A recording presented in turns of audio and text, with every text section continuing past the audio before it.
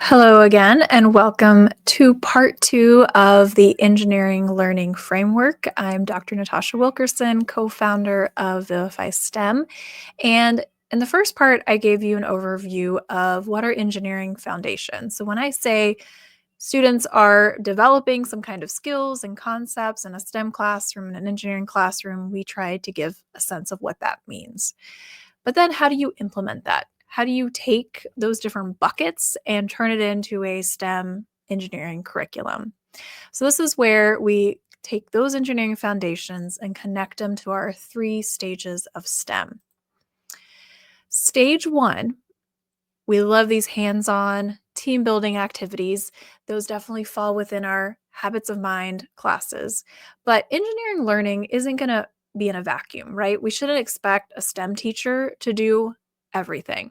It is essential to connect things to our core subjects. So, that math teacher, the science teacher, they're all part of those building blocks of engineering learning. And then the STEM teacher can make those explicit connections and say, hey, you know how you learned about forces, acceleration, science topics? Let's bring it into our classroom and put it in an engineering context. The other piece is using exploration, helping kids have experiences and build intuition of things that are relevant in engineering. So that could be structural properties. Why do things break? How do things break? And actually, that why question is hard to answer at a young age. So it's more about understanding that things break, and maybe a thinner material is more breakable than a thicker material. Or maybe this material is magnetic and this is conductive for heat, absorbs things differently. So understanding both material properties and structural properties. And a lot of this is covered in a science content in a science class, but it's a little bit different angle in an engineering class because now we're thinking about these man-made materials and how we want to utilize those to design something like a bridge. And so these are just the building blocks. And maybe in your STEM classroom, you'll have lots of hands on activities to promote these habits of mind or quick build STEM challenges where they're building with Legos or cardboard and creating things. Maybe you're going to have a little science activity that's connecting to that engineering activity. So these are, we think of them as kind of standalone activities, but they're really building the foundations of your stage two. So then stage two is where it all comes together. So you can see this as like a wrench. You're trying to solve this engineering problem. And the more of these buckets that you have, the stronger that force is, the more power you have. So we're adding in habits of mind. Okay, so we're thinking, we're collaborating, we're innovating. Oh, I know how to use materials. I know how to connect things together.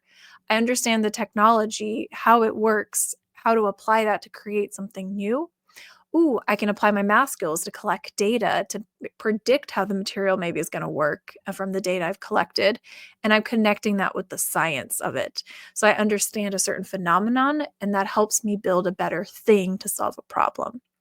And that is all on this foundation of a real world context. So, sure, maybe we're building a rocket out of paper and modeling clay, but can we connect it to the real rocket that a NASA engineer builds and designs? And so that's where stage two is apply. And this is the piece that we've been missing in classrooms. We often are jumping right into building and creating, which is awesome.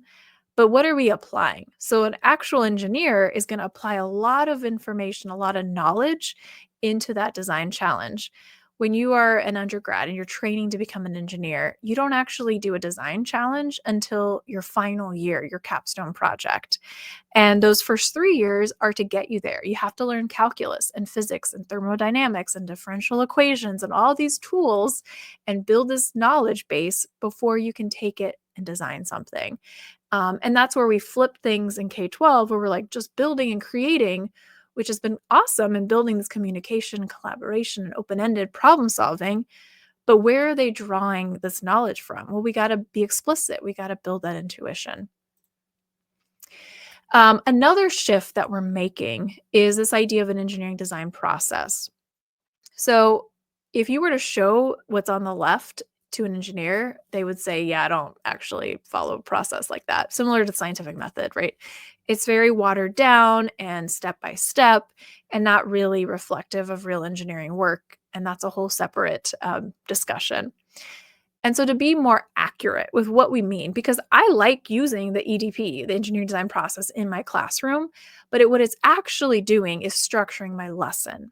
So I'm shifting the language here to phases, phases of an engineering design challenge. These are instructional phases. This is how we're going to scaffold and support our students to get to those learning outcomes.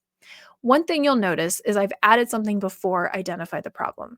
First thing you want to do is define the context. So before you jump into straw rockets, let's talk about rockets. Let's talk about NASA going to Mars and how we're going to get there. Let's talk about maybe aerospace engineering. And then the other thing you'll notice is 2 and 3. Brainstorm and design.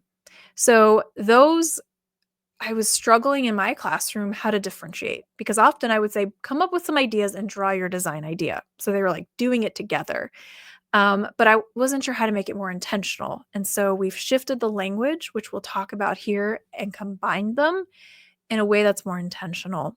And then have the loop here, build, test, evaluate. It's very cyclical, and then sharing and reflecting. So I want to walk you through the heat shield design challenge through these phases. So this is going to be our new lesson plan template. And the first one is let's talk about the design challenge you want to do in your classroom. So this is a heat shield challenge. You have the materials, you have your design criteria and constraints. You want to create a heat shield that will keep your astronauts from melting. Astronauts here being a piece of chocolate. And we're going to walk you through these phases. But before you do that, what's the point? Why are we doing this? Let's bring it back to engineering foundations. So for every design challenge, intentionally think about what is it that you want the students to learn? How are you connecting to the real world? What are we doing about habits of mind? Where's the design practices, the making skills, the technology connections, right? Being very explicit here and drawing from standards. So like NGSS or the Science and Technology Standards or CT, however your district operates. Okay, so then we get to phase 1. So you're going to walk in your class and say, all right, guys, today we are designing a heat shield. But first, let's talk about what a heat shield is. And you will introduce the real context. Show a video of a NASA scientist talking about a heat shield design that they worked on.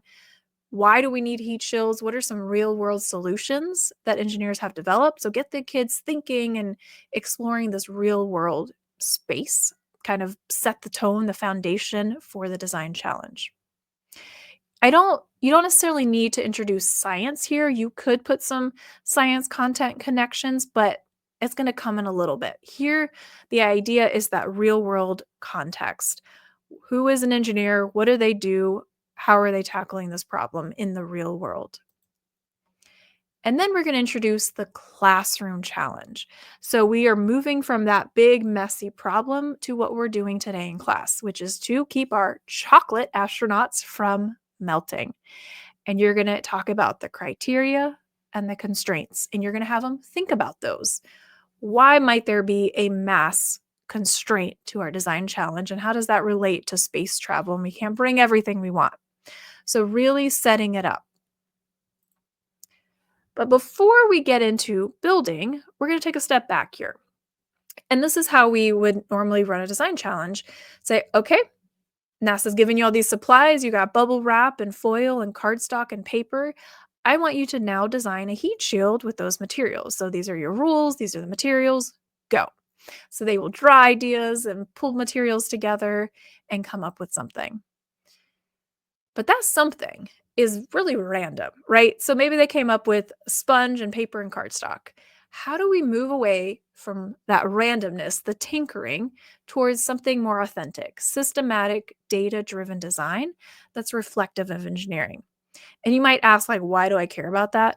Well, in order for design challenges to not just be these repetitive activities that are fun and exciting and interesting and are actually promoting real learning, this is where it's happening. It's in this step right here to this idea of data-driven design. So for the heat shield, if the appropriate content here is heat transfer and the ability of some materials to slow the transfer of heat. And you could do a whole science unit within this, whole design challenge. But at core, you want them to get some intuition about this ability of materials to slow the transfer of heat. And so you'll tell the students, we have all these supplies.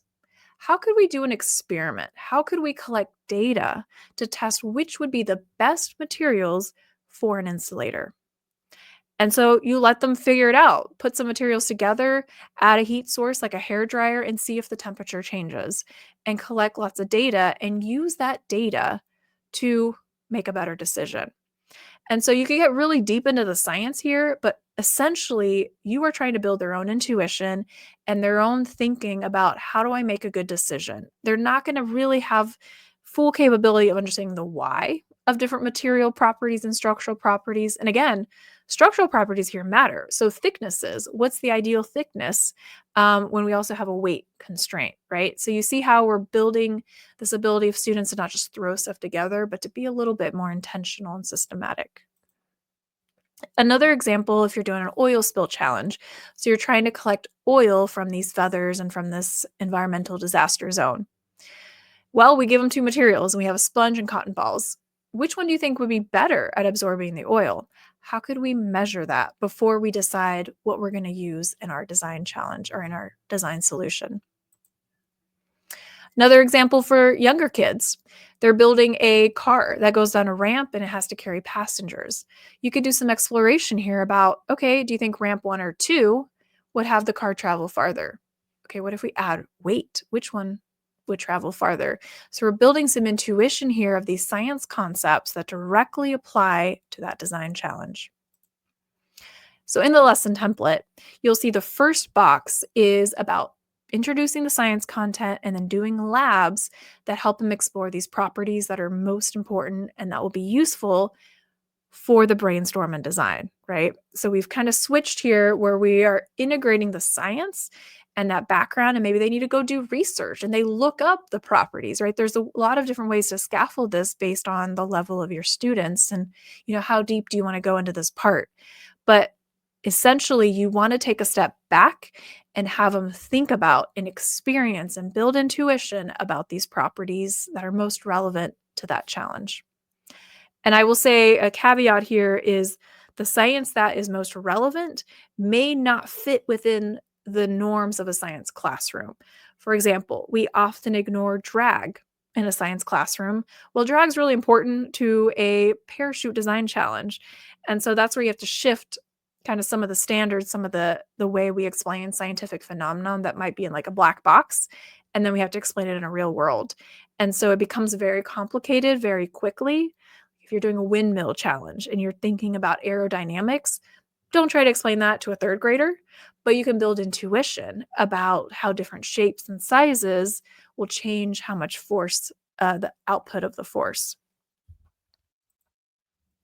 And then you get to the fun part. So now they're itching, they're ready to build their design, they've collected data. Let's go and build and test and evaluate. And so having them collect, numerical, quantitative data, but also qualitative data, observations, and helping them think through other designs. So you can go around to other classmates and collect, do some peer evaluation here and share ideas and then go back and improve. And with the improve phase, you can also think about changing the constraints. So for this heat shield, they had a 10-gram mass initial weight constraint. And then when I went back to the second iteration, I said, oh, sorry guys, now you have 5 grams. What would you change? And lastly, the share and reflect. And this is where you go back to that first page of learning goals and ask those questions that get at those goals. So if you're wanting them to recognize that, NASA's using this certain kind of heat shield for their Orion mission, okay, let's bring it back at the end. Let's loop it back for them to understand and be explicit about what you wanted them to get out of this activity. We've also added a mission report. And so this is a good extension for those that are, have more time, but really thinking through how do you defend your design to the customer?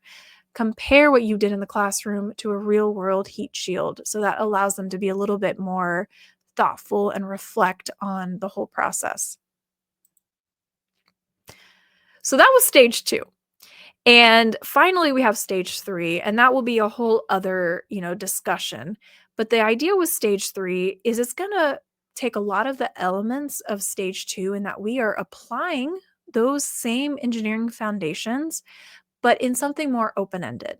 Whether it's launching a weather balloon to the edge of space, designing a garden, designing a habitat on Mars, it's not gonna fit in those same buckets, because it's gonna require a lot more driving from the students. Project management, connecting with experts, I highly recommend adding that part in, interviewing someone, asking a guest speaker to come in, and then having students do additional research. So this is where the students kinda take the driver's seat and dictate the direction and figure out the experiment. It's more open-ended. So I hope that helps frame, especially those stage 2 design challenges that are core to, most STEM classrooms, and then we'll continue the discussion on, other components of it, especially focusing on the science pieces that are most relevant to a design challenge and how you can be very intentional in scaffolding these activities in a year-long scope and sequence.